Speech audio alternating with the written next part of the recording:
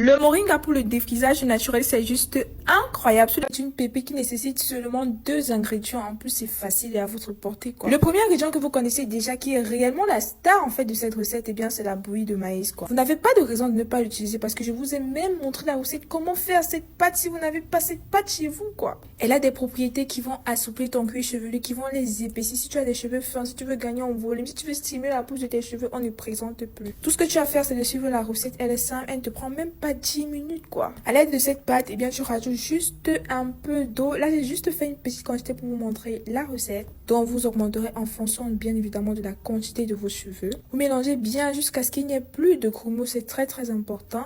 Ensuite, vous mettez sous un feu et vous continuez à remuer. L'action est très rapide. Surtout, il ne faut pas laisser épartir. Ça épaissit très rapidement. C'est juste une pépite, cette recette.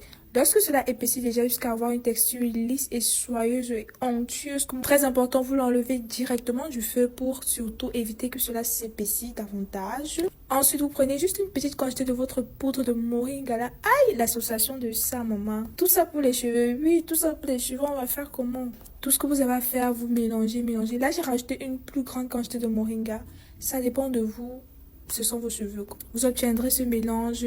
Le défrisage naturel de moringa est prêt. Vous laissez reposer quelques instants, ça infuse. Abonnez-vous.